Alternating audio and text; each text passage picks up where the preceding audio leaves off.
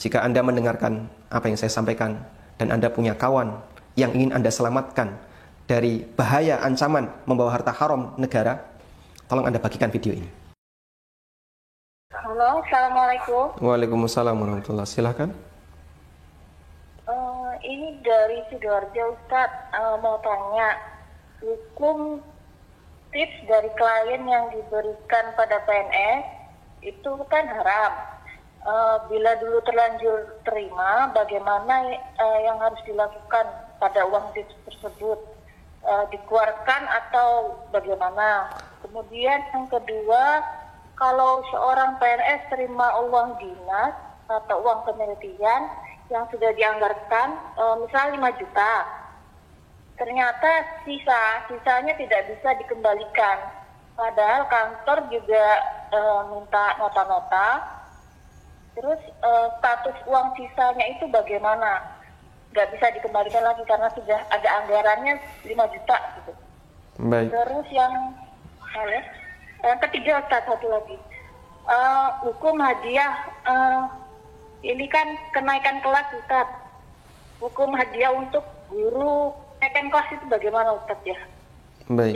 Yang hadiahnya itu urunan dengan seluruh wali murid satu kelas itu.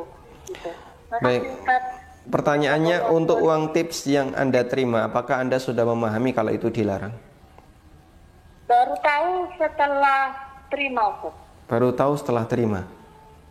Baru tahu hukumnya setelah terima. Setelah belajar, kemudian baru tahu ternyata tips kemarin itu sudah terlanjur dipakai. Terus bagaimana yang harus dilakukan? Baik, cukup. Nah. Baik, yang pertama mengenai tips dari klien, dan memang ini hukumnya dilarang, ya. Bahkan Nabi SAW mengatakan ini sebagai harta gulul. Hadaya ummal gululun. Hadiah yang diberikan kepada karyawan, pegawai, itu statusnya harta gulul. Dan Allah Subhanahu wa taala berfirman dalam Al-Qur'an, "Wa may yaghlul ya'ti bima ghalla yaumal qiyamah." Siapa yang gulul, maka dia akan memikul harta gululnya kelak di hari kiamat. Sehingga yang mendapatkan hadiah berupa apa, misalnya motor, maka dia pikul itu motor kelak di hari kiamat. Nabi SAW ketika menjelaskan ayat ini, beliau menyebutkan orang yang gulul onta, maka dia nanti akan mikul onta di hari kiamat. Yang gulul sapi, dia akan mikul sapi di hari kiamat sambil melenguh, ya. Kalau onta, suara onta namanya apa? Mengonta, ya, sambil mengonta.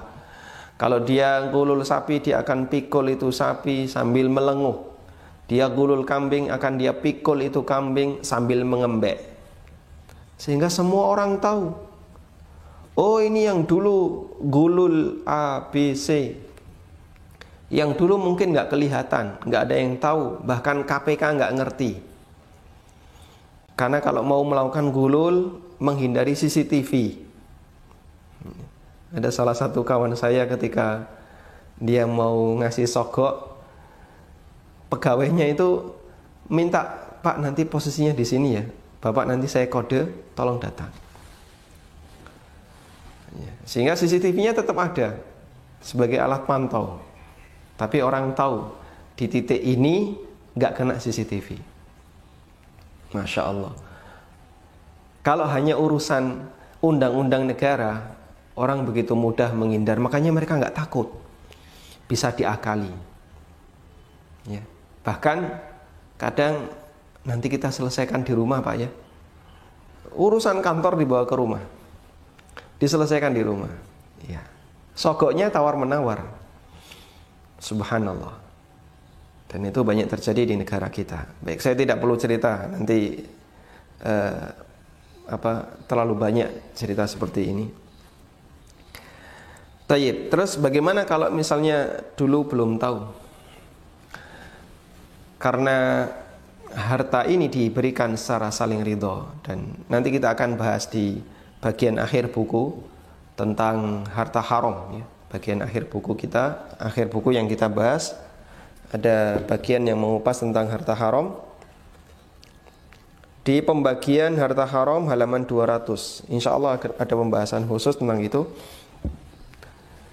Kita berikan rincian bahwa harta haram ada dua. Ada harta haram yang didapatkan dengan cara saling ridho, dan harta haram yang didapatkan dengan cara dolim.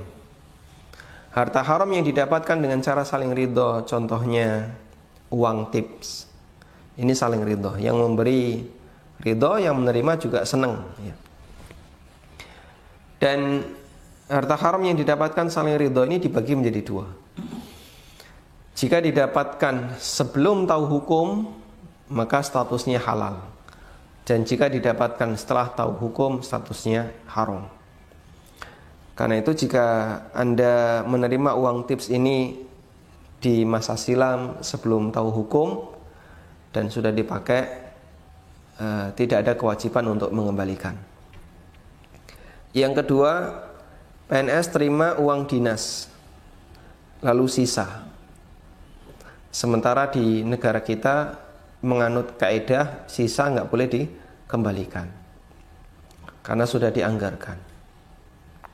Bagaimana ini hukumnya? Wallahu ta'ala alam. Kasus ini banyak terjadi di negara kita dan banyak orang yang nggak tahu, sehingga banyak di antara mereka yang membawanya pulang.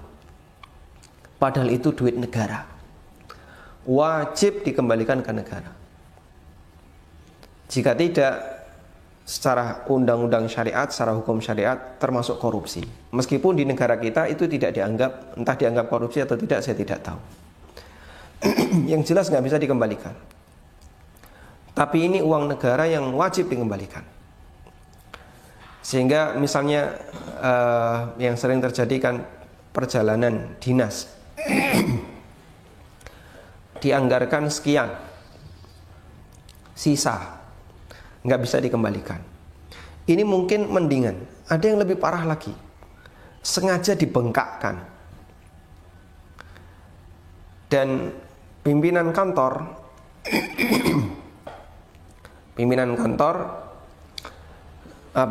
melakukan itu tujuannya adalah biar kantor punya kas. Nanti di akhir bulan Ramadan bisa dijadikan sebagai THR. Subhanallah. Ini sengaja maksiat. Sehingga kadang membuat perjalanan fiktif, membuat anggaran fiktif. Katanya belanja ini padahal nggak ada. Katanya melakukan perjalanan ini padahal nggak ada. Perjalanan pakai pesawat padahal cuma pakai kereta. Subhanallah. Dan itu banyak terjadi di negara kita.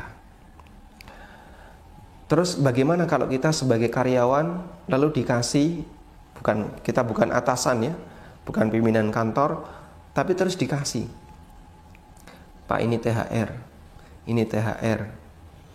ini ada sedikit tambahan 500.000, 400.000, haram hukumnya diterima. Ini uang haram, ini korupsi. Ya terlepas apakah itu tertangkap atau tidak, karena undang-undang di negara kita mudah untuk bocor. Tapi yang jelas ini haram hukumnya. Seorang muslim tidak boleh menerima. Anda barangkali bisa merasa aman di dunia, nggak bakalan ada yang mengusik, nggak ada yang mengusut, KPK tidak terlibat di situ. Tapi ingat, hidup tidak sekali. Ada kehidupan yang kedua, yang isinya hisab, tidak ada amal. Sehingga harta hasil korupsi seperti ini, kalaupun tidak bisa dikembalikan di dunia, Allah Subhanahu wa ta'ala tidak akan melupakannya. Nah, yang jadi masalah, bagaimana caranya ketika tidak bisa dikembalikan. Tayyib. Saya kembalikan kepada UUD 45. Di salah satu pasal di UUD 45 ada yang mengatakan orang miskin dan anak terlantar dipelihara oleh negara. Betul kayak gitu ya? Itu pasal berapa? Pasal 33. Ya, dulu waktu SD hafal ya. Karena sudah lama nggak ujian jadi lupa. Orang miskin dan anak-anak terlantar dipelihara oleh negara. Kurang lebih seperti itu. Padahal kita tahu, apakah semua orang miskin di Indonesia di-cover oleh negara? Tidak. Apakah semua anak terlantar di Indonesia di-cover oleh negara? Jawabannya juga tidak. Masih banyak orang miskin yang nggak pernah dapat santunan dari negara. Berarti mereka punya hak untuk mendapatkan sebagian dari harta negara. Tapi mereka nggak mendapatkan hak itu. Mungkin ya tidak terjangkau, atau kalau sudah ada BLT, bantuan langsung tunai, dia nggak dapat karena alasan administrasinya belum mencukupi. Berarti orang ini berhak, intinya dia berhak mendapatkan harta negara. Baik, sekarang Anda, wahai para PNS yang membawa harta negara dan tidak bisa dikembalikan ke atas, berarti harta itu tetap harus Anda berikan ke negara. Caranya gimana? Karena tidak bisa dikembalikan ke atas. Kalau dulu dikembalikan ke Baitul Mal, dikasihkan ke Baitul Mal, ya, kemudian nanti Baitul Mal menampung. Ini kan tidak bisa. Dengan cara apa kita kembalikan? Tidak bisa. Undang-undangnya, wallahu alam apakah ada atau tidak. Yang jelas pengakuan para PNS nggak bisa. Baik, Anda silahkan serahkan ke fakir miskin yang mereka punya hak untuk mendapatkan bantuan dari negara. Itu berarti di posisi Anda adalah sebagai wakil dari negara atas penunjukan diri Anda sendiri, karena Anda punya uang negara, kemudian Anda berikan atas nama ini adalah dana dari negara untuk para fakir miskin. Atau termasuk juga, barangkali Anda kalau kesulitan bagian ini, Anda bisa lakukan cara yang kedua. Cara yang kedua begini. Fasilitas umum, jalan, selokan, kemudian apalagi tempat-tempat bermain, fasilitas umum. Fasilitas seperti ini dia dibangun dengan dana negara. Perbaikannya menjadi tanggung jawab negara, pembangunannya menjadi tanggung jawab negara, dan seterusnya. Artinya, intinya fasilitas ini adalah wewenang negara. Dan kita tahu, banyak jalanan yang kadang tidak terawat. Ini berlubang, ini konblok hilang, ini rusak, dan seterusnya. Berarti, memperbaiki konblok itu adalah bagian dari nyumbang negara. Nah, maka Anda bisa lakukan dengan cara yang kedua ini. Saya punya uang negara sekian juta, yang dulu saya dapatkan melalui perjalanan dinas fiktif, kemudian dibagi-bagi ke seluruh karyawan kantor ketika menjelang lebaran atas nama THR. Akhirnya dapat. Nah, padahal ini tidak bisa dikembalikan. Maka yang bisa Anda lakukan adalah berikan untuk perbaikan fasilitas negara. Berarti itu kembali ke negara. Semoga dengan cara seperti ini menggugurkan dosa kita, membebaskan dosa kita, yang ini bisa jadi lebih parah dibandingkan riba. Karena ini dilakukan tidak saling ridho. Riba itu dilakukan saling ridho. Dan dosa yang dilakukan tidak saling ridho dengan cara zalim, menipu, bisa jadi lebih besar dibandingkan dosa yang dilakukan saling ridho. Maka jangan merasa di zona nyaman, nggak ada yang nangkep, nggak ketahuan, KPK nggak lihat, nggak ada orang yang menggugat. Anda merasa nyaman ketika tidak ada yang menggugat, itu di dunia. Tapi ingat, kita beriman, kita tahu ada kehidupan yang kedua, kehidupan di akhirat, isinya hisab, tidak ada amal. Dan seorang ulama salaf mengatakan, ad-dunya, yang namanya dunia, halaluha yuhasab wa haramuha yu'adzab. Adunya, kehidupan dunia. Yang halal dihisab, yang haram diadab. Nggak ada pilihan yang ketiga. Nah, sekarang kalau posisi harta itu adalah harta haram untuk dimiliki oleh seorang PNS di semua instansi apapun, baik instansi pendidikan, instansi pemerintahan, instansi-instansi yang lain, tolong diwaspadai. Kembalikan harta itu, kembalikan. Kalau tidak bisa naik ke atas, berikan kepada fakir miskin, berikan untuk perbaikan fasilitas umum, dan memohon ampun kepada Allah, semoga dengan ini saya telah melepaskan diri saya dari dosa-dosa dengan membawa harta haram yang tidak selayaknya saya miliki. Jika Anda mendengarkan apa yang saya sampaikan dan Anda punya kawan yang ingin Anda selamatkan dari bahaya ancaman membawa harta haram negara, tolong Anda bagikan video ini. Anda sampaikan kepada mereka. Sampaikan kepada mereka, semoga kita bisa bersama-sama untuk membebaskan diri dari harta haram. Saya mengajak kepada para PNS, hati-hati dengan uang negara. Hati-hati dengan harta haram negara. Kita tidak ada sentimen apapun, tidak ada hubungan karena kebencian, tapi saya murni ingin mengajak, mari kita bersama-sama membersihkan diri dari bahaya riba, sebagaimana kita juga sama-sama bekerja sama untuk membebaskan diri dari harta haram yang itu adalah bukan hak kita, itu uang negara. Kembalikan. Wallahu ta'ala alam. Yang terakhir, hadiah untuk guru ketika proses kenaikan. Hukumnya dilarang dengan sepakat ulama.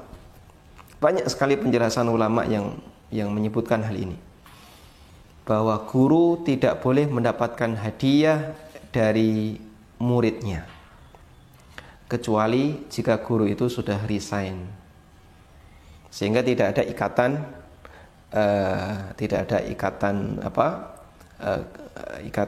kedinasan. Dia bukan lagi gurunya, dalam arti bukan lagi guru di sekolahnya. Meskipun tidak ada istilah mantan guru, tidak ada istilah mantan murid, sehingga murid ini bukan kliennya ketika guru ini sudah resign. Sebagaimana ketika murid ini sudah keluar dari sekolah tadi, lalu dia ngasih hadiah kepada gurunya yang dulu telah mengajarkan kepadanya, insya Allah diperbolehkan, karena murid ini bukan lagi klien sang guru. Wallahu ta'ala alam.